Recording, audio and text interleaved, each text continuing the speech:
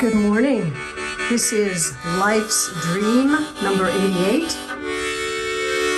Gary Sherman Classified. And this is Corky Siegel.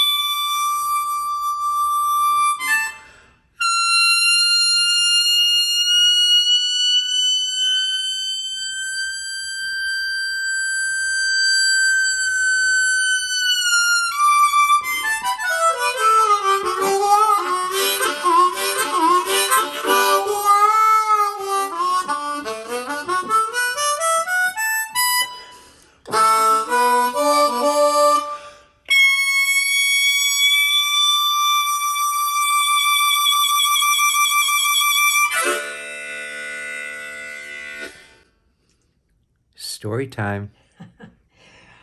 Wow. This will be a great story.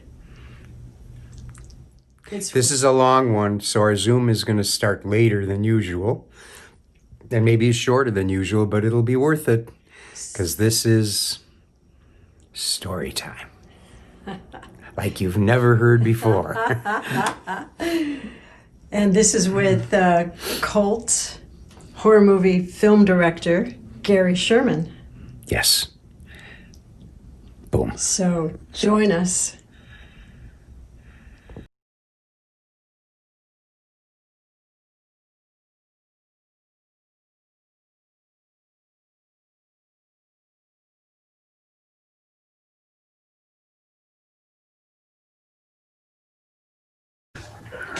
Who do you use as a carrier? Jim. Jim. It seems that way. So are you there in your pajamas? Yes. I'm in my pajamas too. Hello, viewers.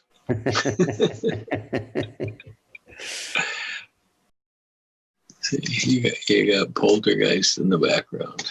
You are, more than anyone that I know,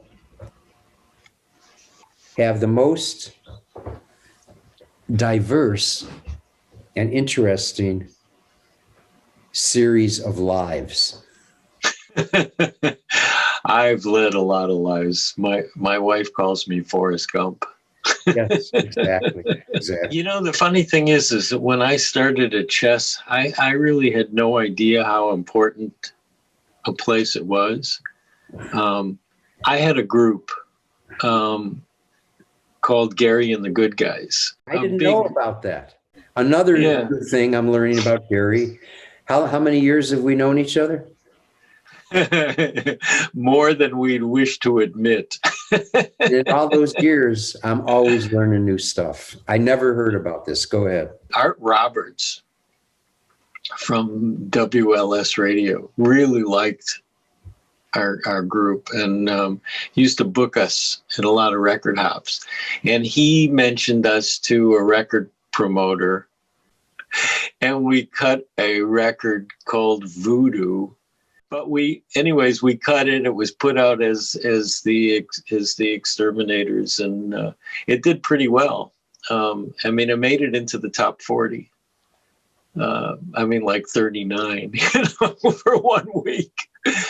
In the meantime, Ron Malo, who is the head engineer at Chess, came up to me after one of the Exterminator sessions and said, "God, you really have a hell of a range, and it looks like you read music." And I said, "Yeah, I can read." He started booking me on some sessions with Gene Barge as the producer, Daddy G, the saxophone player. I'd sung on a lot of Chess hit records, but at one point, all of the British invasion groups, the Rolling Stones had been to Chess, and I'd met everybody, and everybody, all these groups were coming in. Nobody knew my name at Chess. I was called the White Kid, and I was singing on a Bo Diddley album, on the Bo Diddley's Go-Go album. And so Bo packs up and leaves, and I'm packing up, and Ron Malo says to me, "You want to meet Eric Clapton?" And I said, "What?" I'm like 17 or 18 years old, and he's going, "You want to meet Eric Clapton?" I said, "Oh my God." He said, "Yeah, the Yardbirds are coming in. They were here last night laying down tracks, and they're coming in to do their vocals." I said, "You're kidding." And he said, "No." He said, "Here," he hands me a broom. He said, "Here, go sweep up the studio." And just be sweeping up the studio, and then I'll introduce you to them. So anyways, we're there, and I'm going, "Oh my God, the Yardbirds, man, all the greatest guitarists in the world are about to come into this studio." And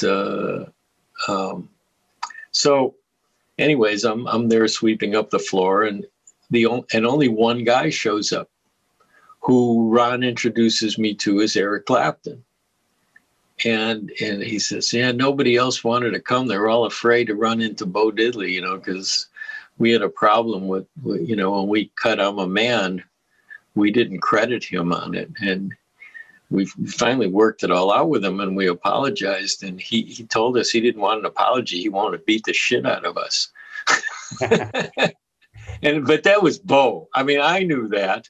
And you know, I said, that's Bo, man. He's joking with you. Bo wouldn't hurt a fly. I mean, he just plays like a tough guy because that's who he is. Bo Diddley, I'm a gunslinger. And but anyways, they took it seriously, and everybody was afraid to come because Bo Diddley was going to be at the studio. So he then says to Ron, he says, you know, he says, you got any? He says, I don't want to do all the parts. He said, you got any studio guys here? And he says, well, he says, this kid who's pretending to sweep up the floor is actually one of our best background singers. And he said, no kidding. And he said, handed me the sheets and doo-doo. And we went in and did the vocals for Shapes of Things. So if you listen to the song Shapes of Things and you hear somebody in the background singing, Come Tomorrow, that's me. I'm the Come Tomorrow person. And everyone should understand, everyone needs to understand that this kind of story pervades Gary's life. It's like he was involved in everything with everyone. And every time you think there's somebody he left out, you find out, no, he was the best man at their wedding, you know. Yeah, I mean, people have just come in and out of my life. I mean, you know, let me just take you about 6 months ago. I was being interviewed by a rock and roll station in New York who wanted to talk about my movies and talk about my you know, involvement in music. And, you know, and knowing Joe Renzetti and knowing Corky Siegel and, you know, and I mean, and everybody else, and, you know, Ray Davies from the Kinks and, you know, all the people who have Manfred Mann, all the different people who have come through my professional life and been a part of it. Gene Simmons. Gene Simmons, yeah. Gene Simmons and Eric Clapton. But they said to me, you know what? We know something you don't know.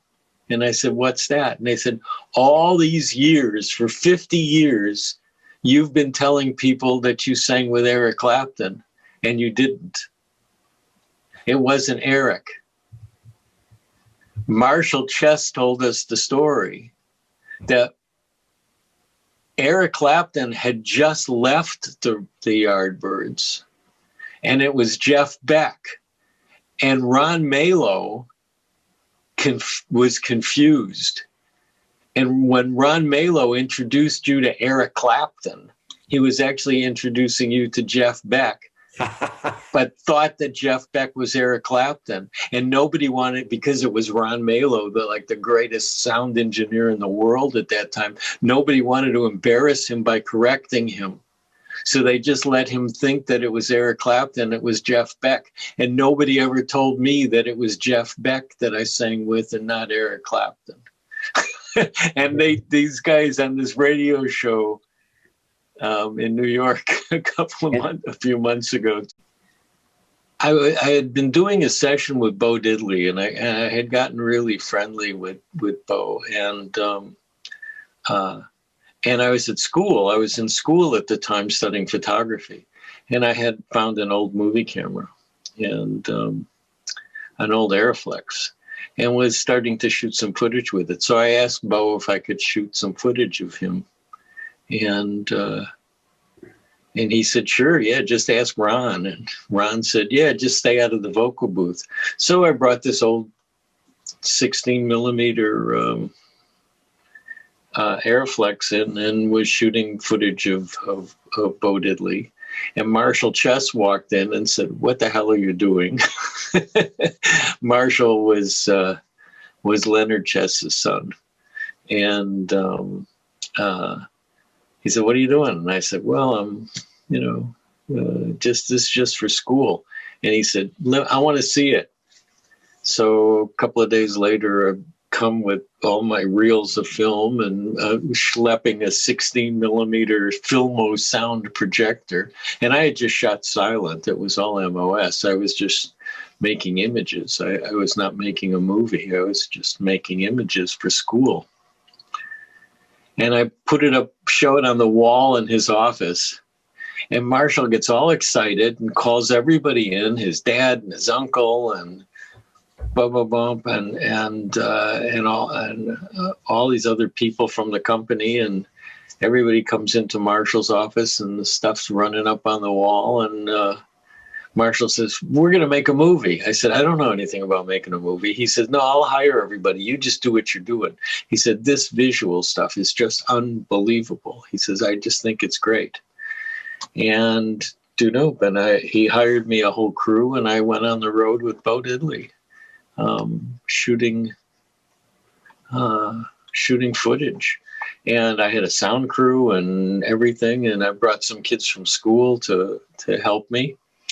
And we went on the road. Bo had a road tour booked, and so we just went on the road with him. And then I came back, and Marshall says, "Okay, you got to edit it now." And I said, "What's that mean?" And he put me into a cutting room and with an editor who taught me, who wasn't going to cut it because Marshall wasn't going to pay some editor to cut it.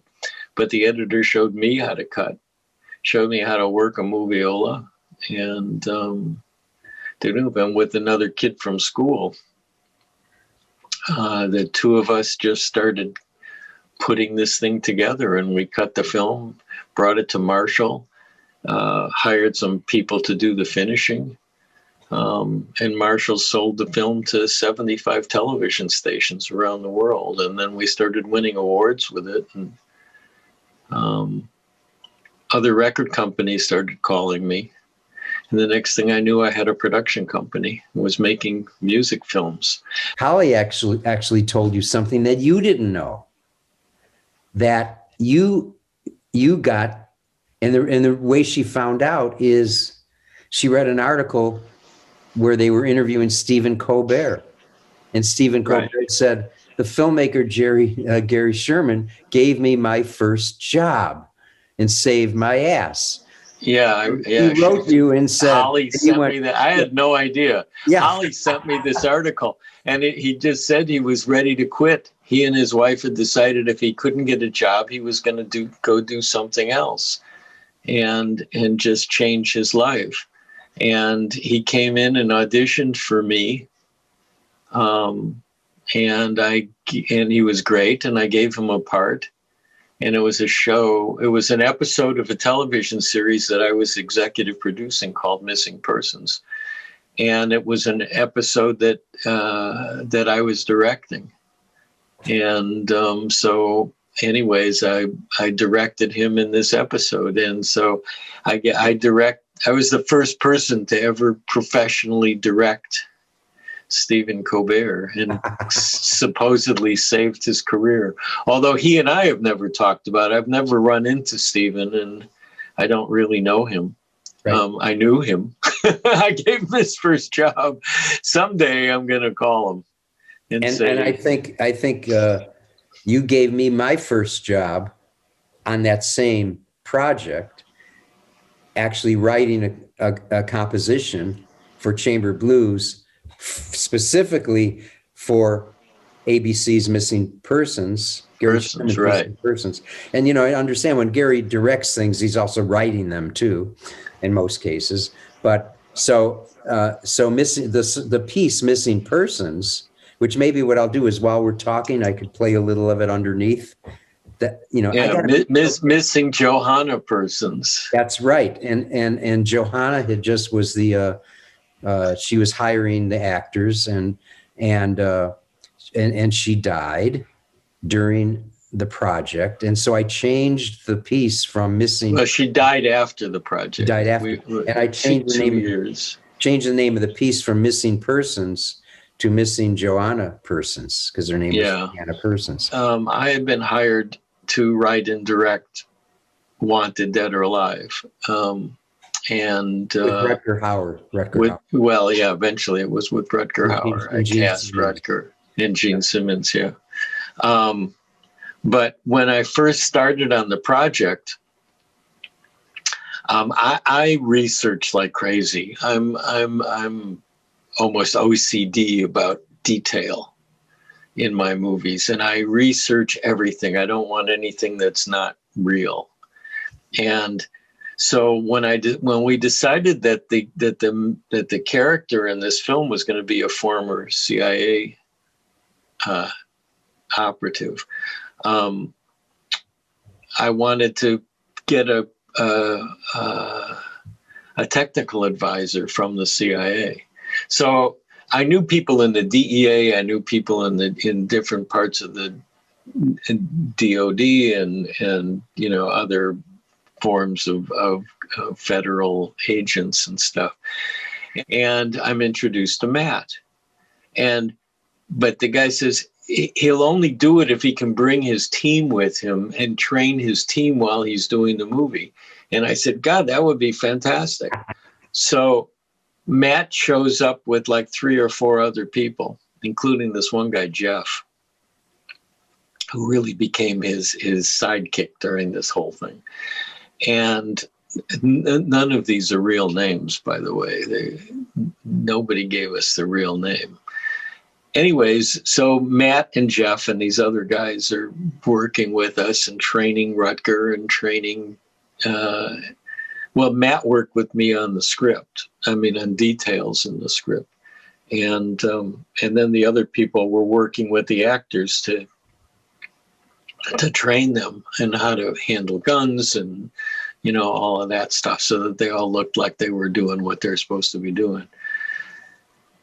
Anyways, what we eventually, okay, so supposedly Matt just trains people. Well, one day Matt disappears. He tells me, he says, I'm going to be gone for a few days. And he said, but Jeff will fill in. Will that be okay? And I said, yeah, sure, that'll be fine. So Matt leaves. The day after Matt leaves is when it was during the Reagan regime, and it was when we went into You froze for a minute. yeah, I froze. So anyways, Matt comes to me and says, I got to leave for a couple of days, and can Jeff take over? He says, my uncle called me and he needs me to help him with something. And I said, oh, sure. So anyways, Matt leaves, and the following day was when we invaded Libya and tried to, and killed Gaddafi's son and tried to capture Gaddafi, and boom. So that went down. And boom, a few days later, Matt comes back and he says, hi, I helped my uncle do what he needed to do. And but Matt, his whole neck is like torn up. It's like the worst razor burn you've ever seen. And I said, what happened to your neck? And he said, oh, my uncle's farm where I went to help him, he had no hot water and I was shaving. And I said, bullshit. He said, what do you mean bullshit? I said, I've been through the training, man. I've been doing this for a long time, I said, you were wearing hard armor and somebody shot you with something big, and that's shrapnel. And he said, you know too much. And I said, so he said, doo-doo. I said, so how was Libya? He said, he laughed and he said, I wasn't in Libya. And I said, really? He said, hey, really, I was not in Libya.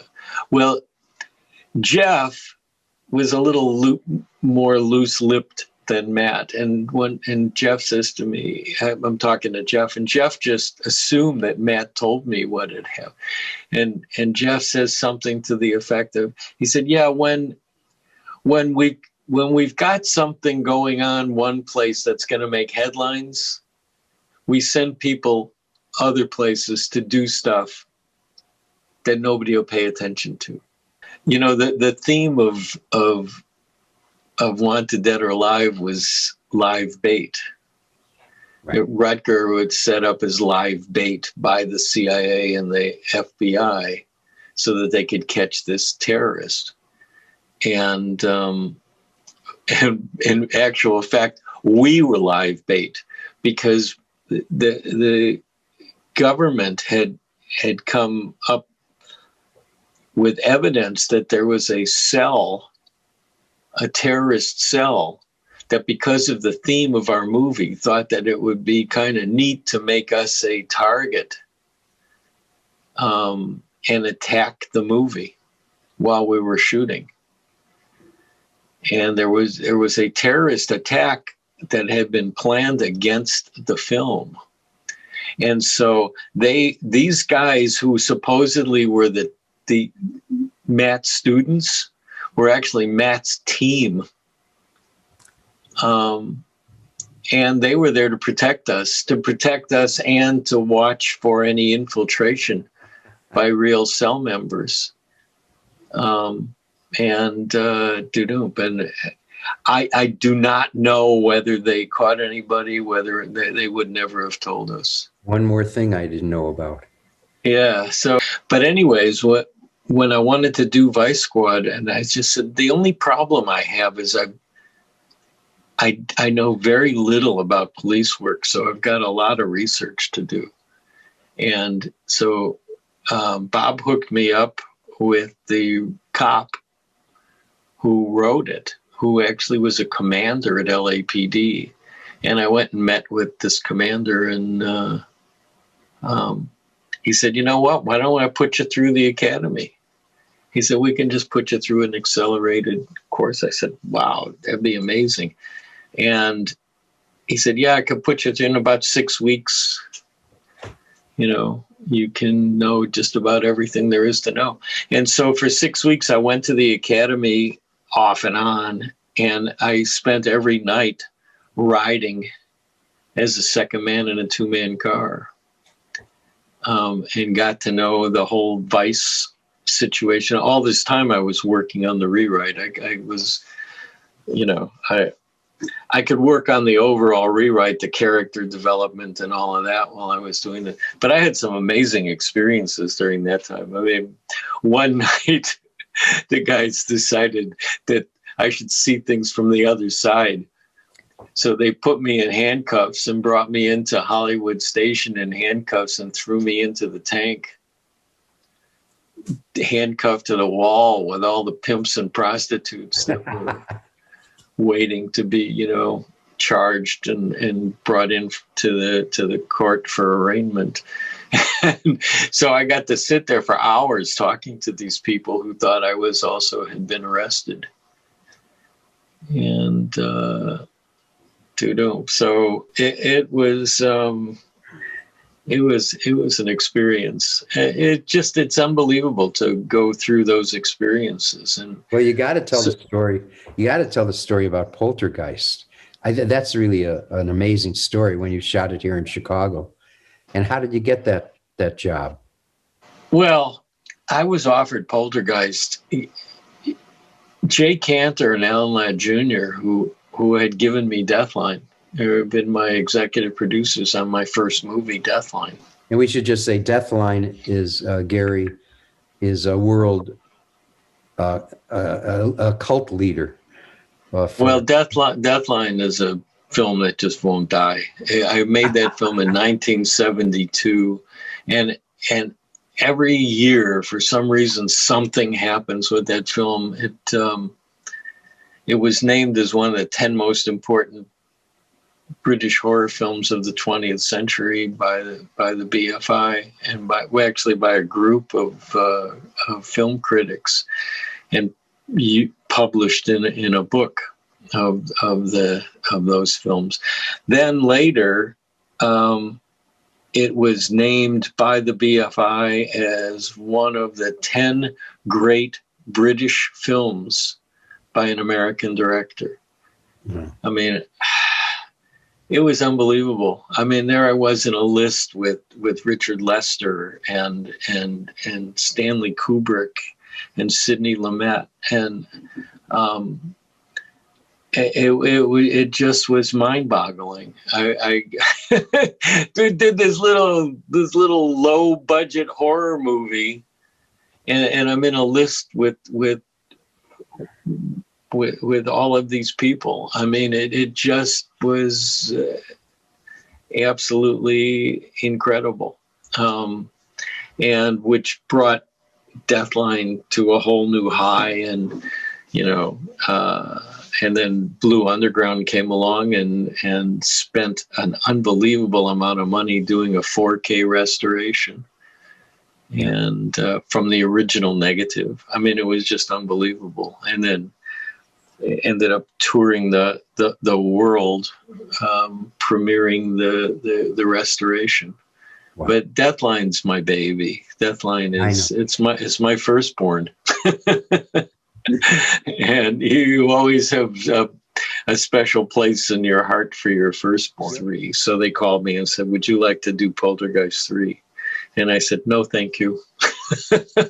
There's no way I wanted to do Poltergeist 3. Did Steven Spielberg have anything to do with it? Well, Steven Spielberg had wanted me to do Poltergeist 2. Ah, I see. And I wasn't available. And I didn't like the script, and I don't think he pulled away. He didn't have anything to do with Poltergeist 2. Okay. He was only involved in the first Poltergeist. Okay. And but he had recommended me for 2, and I passed on 2. But then Jay and Laddie came in after 2 was made, and they asked me if I would do 3. And I said no. And they just kept pestering me and saying, you owe us, and we want you to do this and to do. So I came back to them and I said, well, I will do Poltergeist 3 on several conditions. And 2 of those conditions, one of them was I want to make the world's biggest haunted house, the John Hancock building. And I want to shoot all the effects practical. And they looked at me like I was crazy. They said, "How much is that going to cost?" I said, "It'll cost the same. It will have a longer shooting schedule, but post-production will cost nothing." And they agreed to that. So there I was shooting the movie and shooting all the effects practical with a very long shooting schedule. Because it took a long time to make all the effects in that movie are shot on the set. There's not a single post-production except for the titles, which had to be done optically. There's not a single post-production effect in the entire movie. Everything is first-generation film shot on the set. Unlike what we're showing right now. Yeah, right. And I mean, digital didn't even exist back then. This was all shot, on Panavision cameras with 35 millimeter film. And one of the practical effects was this explosion and fire scene, which, you would have done digitally today. But then we actually had to do a real explosion in a confined space, which is a pretty dangerous thing to do to begin with.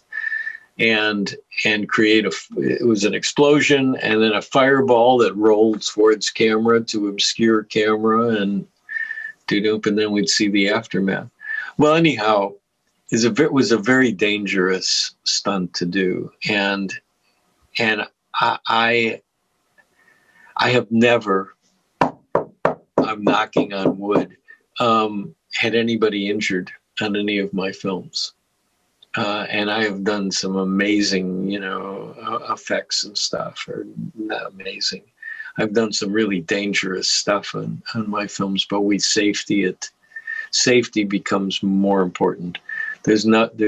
We're only making movies. It's not worth risking somebody's life or even injury. How I feel about this, what we're doing right now. It's perfectly safe. You're at home. I'm at home. The viewers are at home. Safe. Safe. Yep. Everything's safe. I wanted this as done as safely as it could possibly be done. So I wanted to bring in the Chicago Fire Department chemical unit, which is one of the best in the world, so that they would be there for when we set off the explosion and the fireball emanated from the explosion, that they would be there to put out the fire immediately. We were shooting in a little town called Oak Brook Terrace outside of Chicago. And anyway, long story short, the city did not want us bringing the Chicago Police Department in. They thought it would reflect badly on their fire department, that we didn't trust their fire department, which we didn't. But they said at the 11th hour, they said, we won't let the Chicago Fire Department in. So we sent in a specialist to train their guys. And he was there was a little bit of question about whether they'd be able to do it. But so when we did the explosion, nobody was supposed to be in the building except for the local fire department. We'd gotten everybody else out of there. And so anyway, so we set off the explosion. These guys are all there with their hoses primed, and anyways, the explosion happens. The fireball emanates. The fireball obscures the cameras. I'm watching from a television camera. It wasn't even video assist. We actually had a television camera down there bringing a signal up above ground where we were. And as soon as I was happy with the shot, I set off an alarm that was supposed to start the fireman putting out the fire. Well, anyways, I set off the alarm, and I'm watching on the TV camera, and it's still burning, and nothing's happening. And suddenly there's black smoke pouring out of every ventilator coming from this underground garage. And the doors burst open, and all the firemen come running out. The explosion scared the shit out of them, and they just all dropped their hoses and ran. So now my special effects guys, because we needed to save they left the cameras. I mean, there was, a couple of $1 million worth of cameras down there inside these fireproof boxes. But so all of a sudden, Ben Scott and our stunt coordinator and Cal Acord and his crew grab respirators from the firemen, and they go running down and they put out the fire and got the cameras and there was about $250,000 damage done to the building because of the fact that the fire burned for so long. And that was back in 1988. $250,000 then is probably several $1 million today. Anyhow, the news crews were there, and everybody was there, and it was a whole big thing, and it was all over television.